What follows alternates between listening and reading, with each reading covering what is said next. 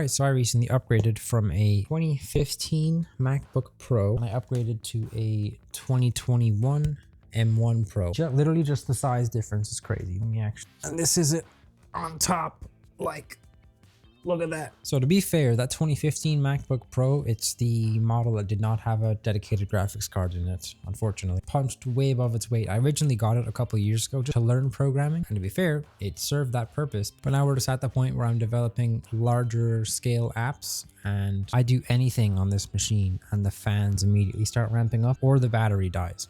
Normally it's both. Literally, I'm not even kidding. The only thing I'm able to do without the fans ramping up is just having a backend server open. That's fine. But anything else more than that and this thing starts going crazy. And all we're doing today is we're just going to set this guy up for program. Okay, I'm going to look up how to record on Mac.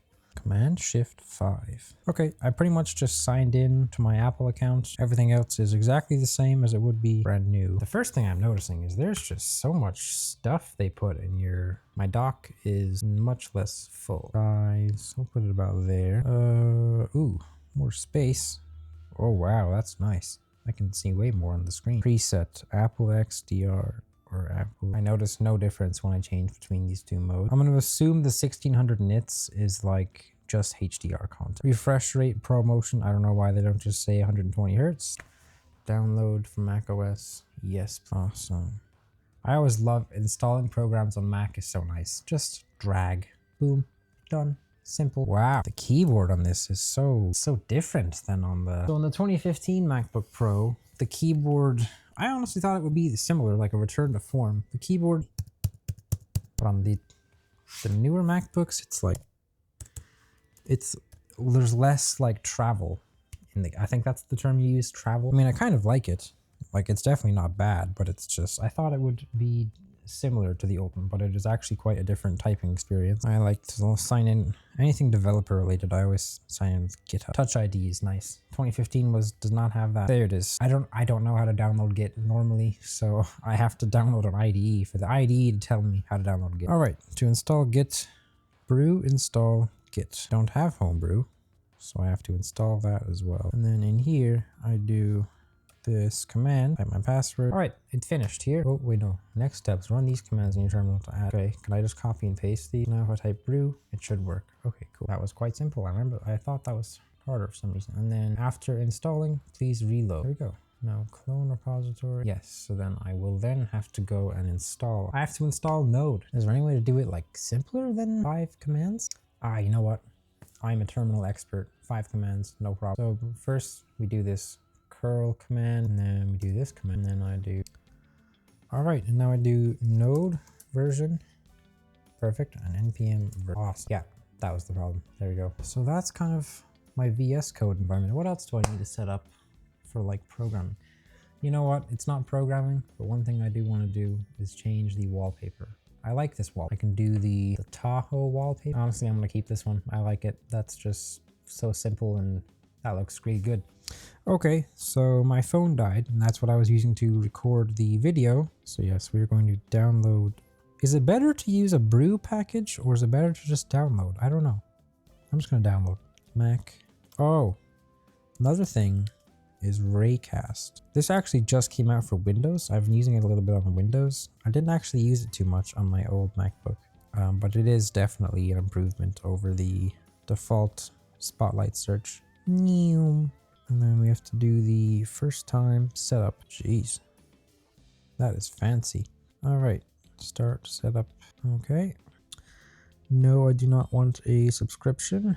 Sure, I don't actually use emojis often, but that hotkey is fine. Go option space. There we go. Now I get both. That's cool. Oh, they got rid of the launch pad? Damn. I don't really know all the things that they did with this version of macOS, but all right, so we got cursor, we got our terminal setup. Oh, I have to set up warp. Okay, it didn't show up there. Warp. See, like what? Why did the Apple one show it? Let me sign in. How do I close this? That's kind of cool. And like I can edit my text and stuff. Like let's look at my email drop down component, for example. Okay, well I don't get any like IntelliSense or anything, so that is not great. Well, I have the option to do that at least. Docker desktop is my next thing I need. Apple Silicon. Oh my god. That is the first time I've pressed the Apple Silicon box whenever downloading something. That's so random, but that's like so cool to me.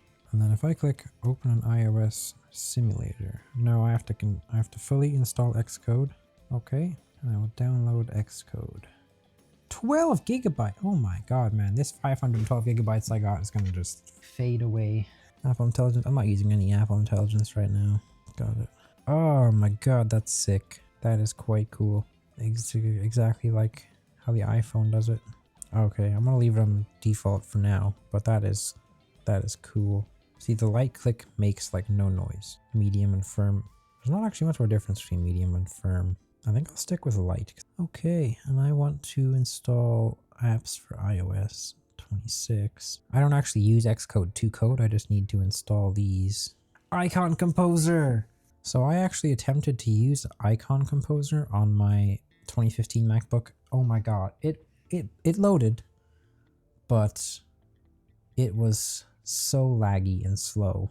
Another thing I'm going to install is DaVinci Resolve. I never understood why they made you fill out so much information just to download.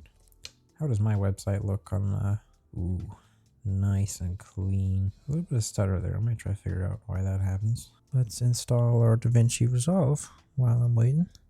You know what? Good enough. I've gotten pretty much everything I need done.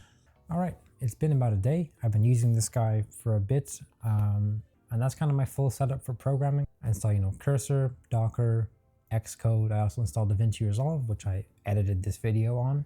Honestly, the difference in speed and performance, crazy. Like currently on my 2015 MacBook Pro, I use a tool called NodeMon in my backend server, because basically what it does is it automatically restarts the server whenever I change the code. So every single time I change the code, I have to wait about 20 seconds for the server to restart before I can see if my code worked. But on this machine, 3 to 5 seconds, and I saw the server ready on port 4000 at the bottom, and I was just like, what? That was crazy to me. Normally I use EAS, or the Expo Application Services. Like it builds my app in the cloud basically, but I actually built my app locally on the machine, and it only took about 5 minutes. The whole workflow is just way smoother. And I'm actually able to have my backend server and my database running in Docker containers, which is what I should have been doing, but my computer couldn't handle it. So if you're also going to be setting up a Mac for development, hopefully you enjoyed this video or learned something new. You should subscribe, because currently like 99.9% of people that watch my videos are not subscribed. See ya.